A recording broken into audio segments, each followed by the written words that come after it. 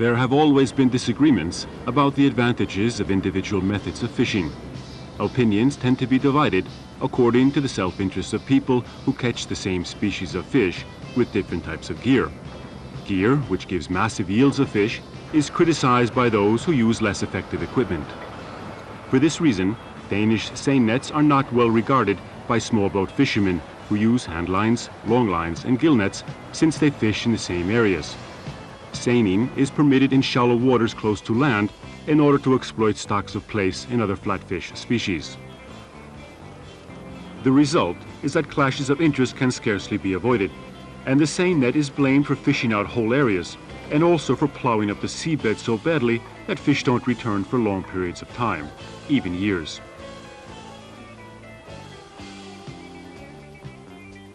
It's also said that seine nets damage vegetation on the seabed. For these reasons, it's well worth taking a look at a Danish seine at work on the ocean bottom. But first, let's see what the gear looks like and how it originated. The Danish seine was invented in Denmark in 1848. In fact, it is only an extension of the beach seine, or haul seine, which is a net or net bag that is pulled up to the beach. Such gear is ancient and goes back to the earliest period of net making thousands of years ago. Such nets are mentioned in Old Icelandic literature, and there are historical records showing they were used around 2600 BC.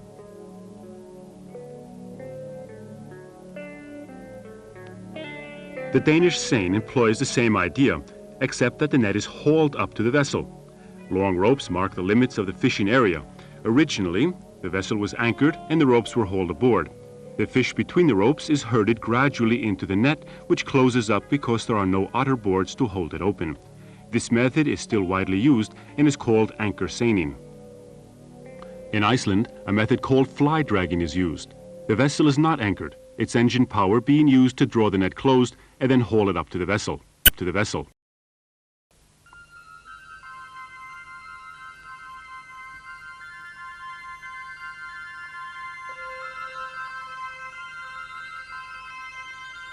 The ropes used in Danish seining can be extremely long, and the largest Icelandic seining vessels use up to 1,680 fathoms on each side of the net.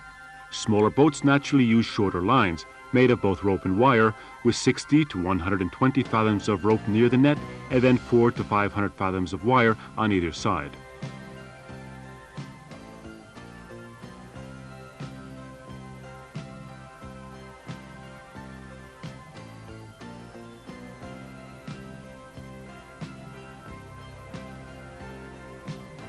This film was taken on the seabed in Faxaflói Bay on the west coast of Iceland.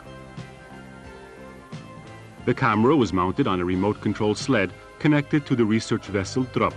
Iceland's Marine Research Institute and Hampiðjan Limited made this study of the performance of a Danish seine and the reaction of the fish in June 1989. The fishing vessels Guðbjörg and Aðalbjörg take turns at fishing, while the research vessel Drop follows, pulling the TV camera sled. Now the boat is moving, and we can see how the wire follows more or less the same path and cuts down into the sand. Then the wire starts moving inwards from the extremities of the curve. It tends to jerk in quickly, but sometimes it encounters an obstacle and slows down or even stops, so the vessel has to pull harder in order to free it.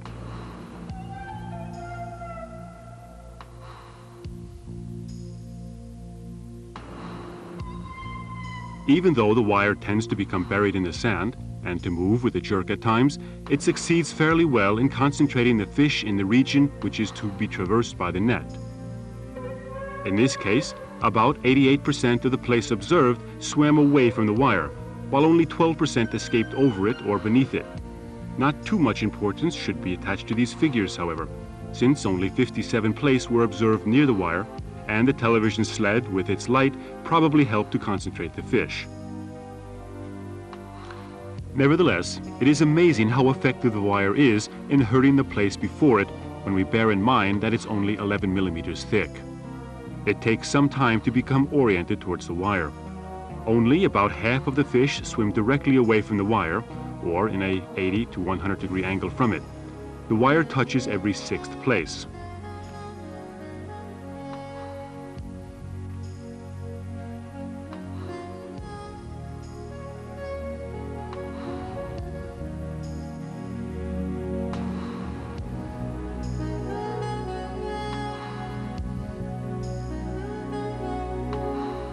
But when the plaice burrow into the sand on the seabed, it is to its advantage that the wire gets stuck occasionally.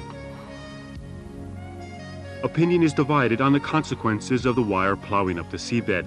When the surface is plowed up, various creatures are exposed and made accessible to fish, and cod and haddock evidently appreciate the delicacies put suddenly in their path. In fact, it has long been known that fish come to areas that have been plowed up by fishing gear, though of course there must be limits to how much scraping the seabed can withstand.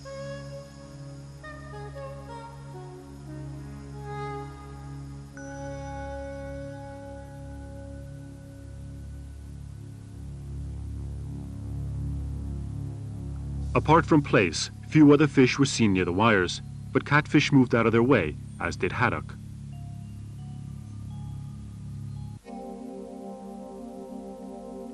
Now we move back to look at the rope. With a diameter of 27 millimeters, this is much thicker than the wire, and so it is not surprising that the plaice react to it more decisively. 70% of the plaice swam almost directly away from the rope, and only just over 2% escaped, either over or under the ropes. Less than 5% of the plaice came into contact with the ropes.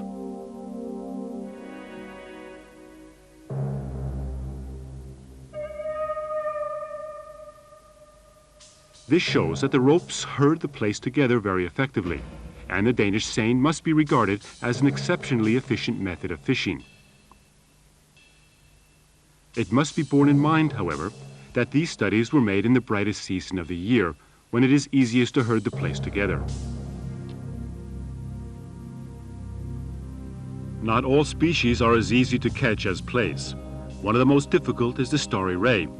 Even though the rope goads it along again and again, the ray is the winner in the end.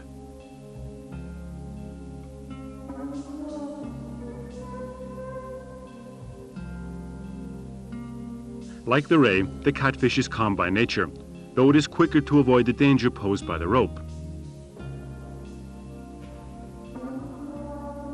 This haddock, almost swimming into the camera sled, is not typical. Haddock are usually shy and keep further away from the rope than plaice. They often swim either towards the fishing vessel or else in the opposite direction, towards the net. The reason for this is that the haddock must keep one eye on the rope, but can't see backwards like the plaice can.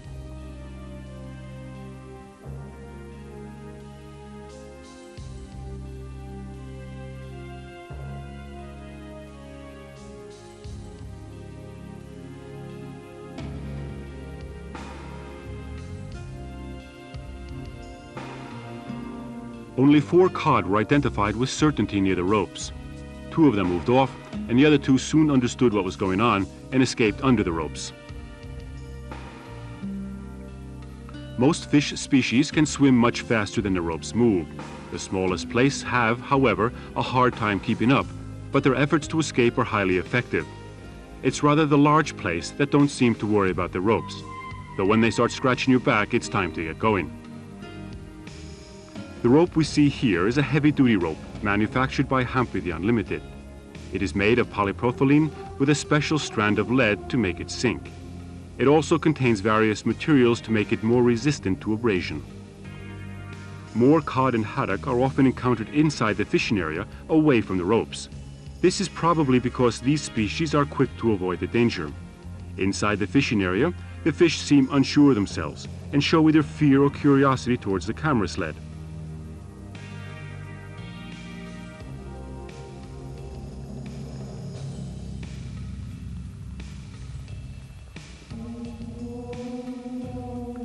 The ropes go into the so-called butterflies, which are attached to the net itself by 2 cables, the headline leg at the top and the foot rope leg at the bottom.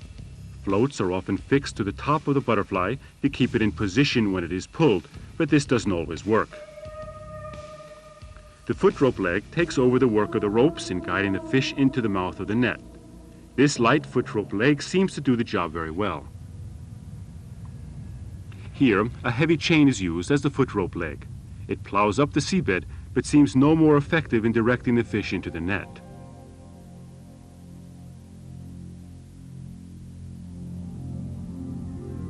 One disadvantage of the chain as compared to the rope is that it is more likely to roll stones into the net.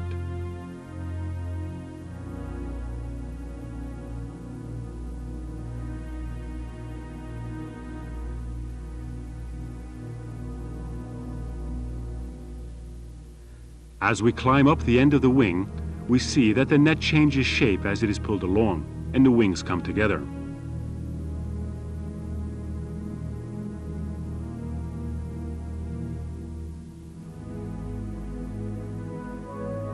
Plaice stay right on the seabed and are sometimes even buried in the sand. Therefore, there is no need for a headline as high as this, which is for cod and haddock, species which stay much higher up. If cod and haddock fishing are not permitted under the quota system or other regulations, it is an easy matter to concentrate on plaice without the prohibited species being caught as well. This is done by using a float net, a net with shallow wings, which we see here. The headline is only just over 1 meter above the seabed, and it is now easy to observe what happens. We can see that the wing is quite long.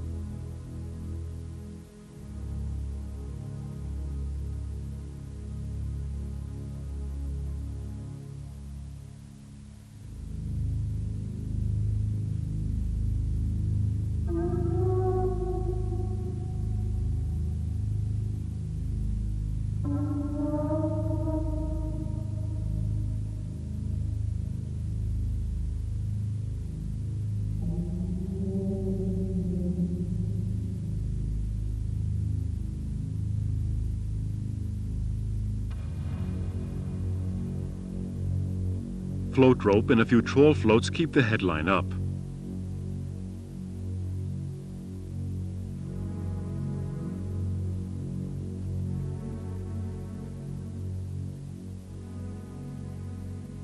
The plaice manage to swim along in front of the foot rope for a short time, but soon give up and are carried back into the belly and cod end of the net, even though the net is only moving at a speed of slightly over 1 knot.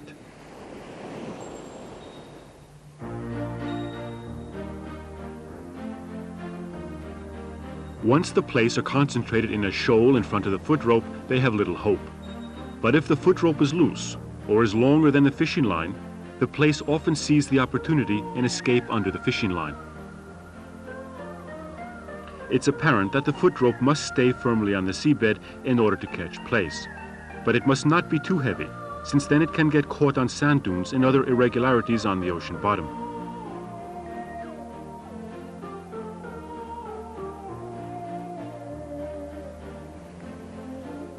Here, the foot rope is so heavy that the vessel has to use additional power in order to pull it free of the sand. On the other hand, if the foot rope is too light, there is a danger that it will ride free of the seabed if there is a strong current or if the vessel is towing quickly. There is no need to tow quickly for plaice, but speed is necessary for cod and haddock.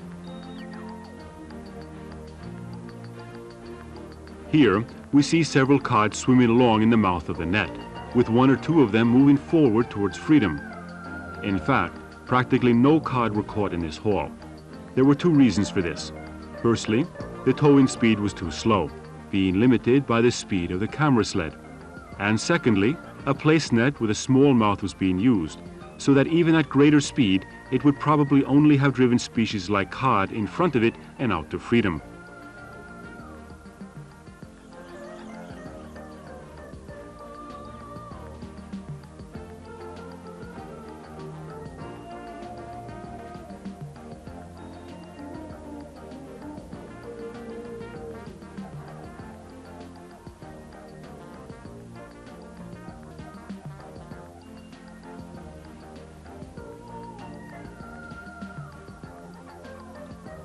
It should be pointed out that most species are able to swim much faster than Danish seines or trawls are towed, and could therefore escape if they went about it the right way. The reason they don't is believed to be that all these species regard the mouth of the net not as a single danger, but as many separate threats, and seek safety by positioning themselves at equal distances from the foot rope, the headline, the square of the net, and the wings. When the size of the opening is reduced beyond a certain point, which is different in the case of each species. It is perceived as a single danger to be avoided, and the gear no longer catches that species in normal quantities.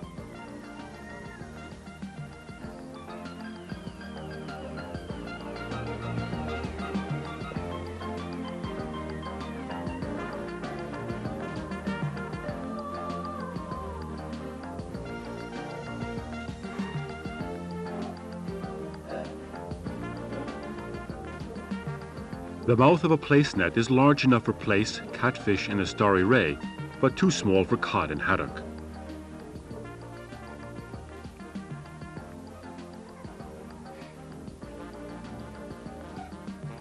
When the fish are in the belly of the net, they try to avoid contact with it. The degree to which they do this differs from one species to another. Plaice, which are so easy to drive into the net by means of the wires and ropes, suddenly become much braver and often swim into the netting of the front part of the net. The result may be that they escape, become entangled, or are driven back into the belly of the net. This is probably because the fish are maddened by fear and exhaustion. Catfish and starry ray are other species which react in this way.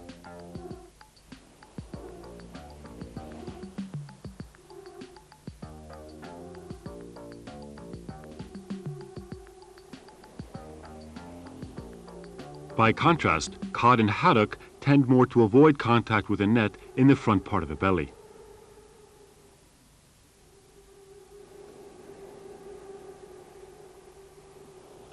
As they are carried further back and the net narrows, plaice become more and more panicked and soon start swimming violently onto the net.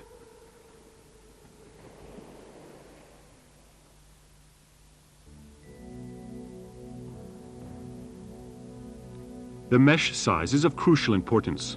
The largest fish have no chance of escape, but the smaller the fish, the more likely it will make its way through the mesh.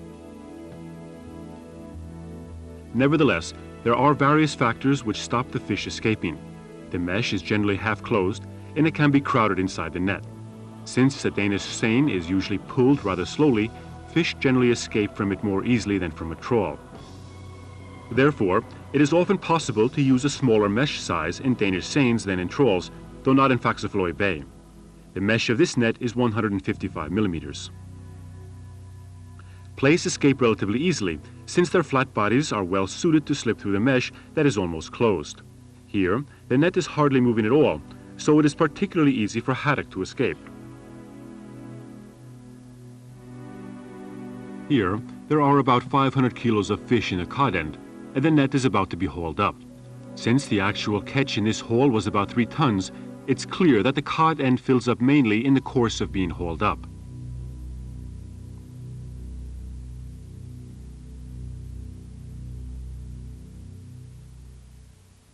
We have already seen quite a few haddock escape from the belly and cod end of the net, some of them quite large. It is believed that haddock which slip through nets, whether seine nets, gill nets, or trawls, can lose so many scales that many of them die as a result. Experiments by Scottish scientists have shown that as many as every 3rd or 4th haddock dies after swimming through a net. Fishing gear is therefore more damaging than might be thought of at first. It's not possible to say that the haddock we see in these shots escaped from seine nets. They could just as easily have slipped through haddock gill nets, which were common in the area. It is not possible to transfer the results of the Scottish studies directly to local conditions in Iceland, and even less to say that they apply to other species, such as cod. It is not believed that cod are usually injured by escaping through nets.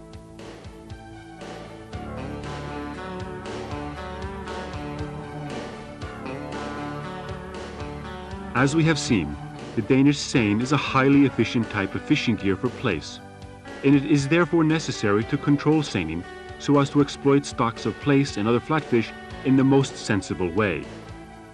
We have also seen that the Danish seine has strengths and weaknesses when used on cod and haddock. And although the wires and ropes cause some disturbance of the seabed, they cause very little damage compared with a bottom trawl. It is also clear that there is no seabed vegetation for the net to damage, and the Danish seine is also not responsible for killing undersized fish.